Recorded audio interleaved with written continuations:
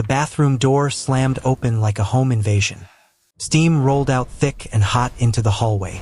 There stood Karen Mercer, our HOA queen in all her glory. Her fat arms crossed over a loud floral blazer. "Random inspection," she snapped like she was God. "You're wasting water, Daniel, and we're done asking nice." My wife screamed raw from behind the shower curtain. The sound tore through me, pure humiliation and rage. I clutched my towel tighter, heart hammering in my chest. Karen smirked wider like this was her favorite power game. She had no clue she'd just picked the wrong damn house. My wife ripped the curtain aside, dripping wet and furious. Her FBI badge flashed under the bathroom lights. The whole room froze colder than the running water. Karen's smug face twitched for half a second. Federal agent in the shower, what a plot twist. Her little HOA dictatorship just collided with real law. I stepped forward, voice low and steady as steel. "Get the hell out of my house right now, Karen." She tried to recover, puffing up like an angry toad. "This is an HOA matter, we have jurisdiction here." My wife lowered the badge, eyes locked dead on hers. "Jurisdiction," she repeated, voice ice cold and sharp. "You just broke federal privacy laws with that master key." I pushed them all back into the hallway step by step, reclaiming every inch of our violated home. Neighbors were already peeking from their porches outside. Whispers spread like wildfire through Mercer Point Estates. Everyone had stories about Karen, but no one dared speak. Next morning, I marched straight to the community clubhouse. The air inside smelled of stale coffee and pure arrogance. Karen sat at the head table, clipboard ready like a weapon. "You've crossed a line," I said, voice calm but deadly. "Entering my home without consent is straight up trespassing." She leaned back unbothered, tapping her pen like a queen. "We're authorized for inspections. Water waste is serious." Her board members nodded like trained little puppets. I dropped Virginia's property access statutes on the table. Highlighted, underlined, and completely irrefutable. No HOA can barge in without consent except real emergencies. The silence that followed felt sweeter than revenge. Karen's eyes flicked to the paper, then back to me. Her fake confidence cracked just enough to see the fear. Neighbors started filing in, curious about the commotion. Terrell, the maintenance guy, lingered by the door, uneasy. His face screamed guilt like he knew the truth too. I filed that look away, for later it would matter. Karen tried to rally, tapping the table hard. "This community expects us to protect property values. Sometimes decisive action is required," she lied smoothly.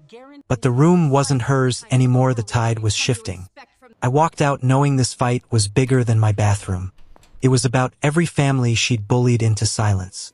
The fancy entrance fountain still trickled, wasting gallons daily, while Karen preached conservation like a fake saint. That leaking monster was her crown jewel and her biggest lie. 2 days later, a bright red fine slapped our front door. $1,500 for excessive water use. She was making an example of us in public now. My wife stood beside me, arms crossed, badge hidden but fury clear. "She's trying to break us publicly," she said quietly. Instead of ripping it down, I left it there for show. Let every neighbor see how low Karen would stoop. I headed to the fountain with my engineering tools in hand. Up close, the cracks and groaning pump told the real story. Thousands of gallons leaking into the dirt every week. While she fined families for long showers, how poetic. Neighbors slowed their cars, watching me document every drop. I took photos, measured runoff, and noted every violation. My civil engineer brain saw state code breaches everywhere. This wasn't just waste, it was illegal under Virginia law. Karen's hypocrisy had a face, and it was carved in stone. That evening, I drove the evidence straight to the state DEQ. The inspector listened, eyes narrowing with every page. "If this checks out, we'll open a full compliance review." "HOAs aren't above the law," he said with quiet steel. Driving back, I passed Karen outside the clubhouse barking orders. She spotted my car, and her smirk looked strained now. She knew something was coming, but not how big. Back home, my wife squeezed my shoulder, steady as always. "They made it personal, so make it personal for them." The fountain wasn't just a symbol anymore, it was her noose. Word spread fast through the neighborhood like fresh gossip. Neighbors nodded at me in the street, some even smiled. The red fine on our door had backfired spectacularly. People were tired of her clipboard reign of terror. Thursday night board meeting felt like a battlefield. Folding chairs packed with wary neighbors and tension thick. Karen sat center stage, clipboard stacked high with fines. Water conservation remains our top priority, she began. Her eyes stabbed toward me like knives in the dark. Some households continue to endanger our compliance. I stood up slow, the chair scraping loud in the hush. Your conservation campaign is built on pure lies, Karen. That fountain leaks more water than the whole street combined. I've got the state DQ file ready with every proof. The room froze, then murmurs rippled like thunder building.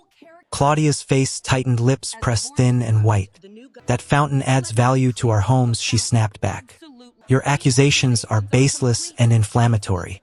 But doubt was spreading, eyes darting to the leaking fountain outside. Terrell shifted by the door, tool belt, heavy fists clenched. He looked ready to crack under the weight of her orders.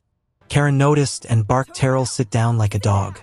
The command only made the silence heavier and angrier.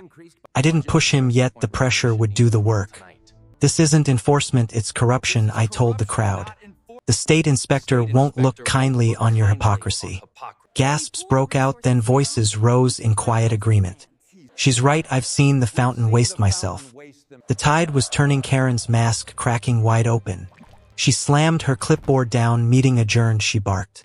But it wasn't strength, it was pure panicked retreat. Outside, the fountain gurgled, unmocking her entire act. That night Terrell showed up at my door, hat pulled low. He shuffled in, eyes darting like a man on the run. She told me to use the master key, he muttered finally. Said it was routine, but I knew it was wrong. His hands trembled, voice cracking with years of guilt. She's been hiding the fountain leaks for years too. I falsified reports on her orders to protect her image. I can't sleep anymore, that scream in your bathroom haunts me. My wife leaned forward, calm but firm, eyes locked on his. Do you realize that's fraud, Terrell, straight up illegal? He nodded, shoulders slumping but resolve hardening fast. I kept the original logs, invoices, everything she buried. If I hand them over, promise you'll protect my name. I nodded, we'll do this right, the state way, no revenge. Relief washed over his face like a man finally free. With his evidence, the case became airtight and deadly. Next day, I organized every log, photo, and calculation.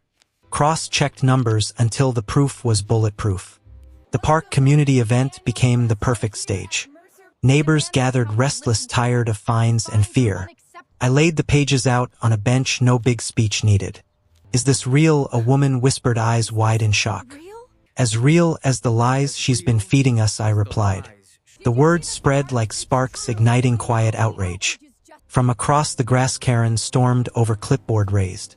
This is unauthorized distribution of confidential info, she hissed. I stood, slow voice carrying clear for everyone. These are your maintenance records, Karen, showing every lie. Terrell stepped forward, then voice strained but strong. They're not falsified, I logged them myself. She ordered me to change numbers to hide the leaks. The park fell silent, then erupted in open fury. Neighbors clapped his back, thanked him with real tears. Karen spun toward him, eyes flashing pure panic now. Think about your job, Terrell, she threatened weakly. My job isn't worth breaking the law or people's trust, he shot back. The crowd surged, demanding answers, questions flying like arrows. Her authority drowned in the very voices she once silenced. The state inspector arrived 2 days later like Judgment Day. He crouched by the fountain, testing every leak and groan. Clear violations, long-term negligence, and falsified reports. Fines and compliance orders will be filed immediately. Claudia's face flushed crimson, clipboard slipping from her grasp. This is absurd, she shrieked, but no one bought it anymore. Terrell stood tall beside the inspector, voice firm at last. I was ordered to alter everything, I'm done lying. Cheers erupted, neighbors finally free from her shadow. Board members muttered resignation, the empire crumbling fast. Official letters followed, heavy fines and repair demands. A special election swept Karen out without a single vote. The new board shut the fountain down until fixed properly. No more leaking, symbol of her arrogance, just quiet justice. I stood with my wife at the roundabout, hand in hers. The place that once violated us now marked our victory. She tried to strip our dignity in our own home.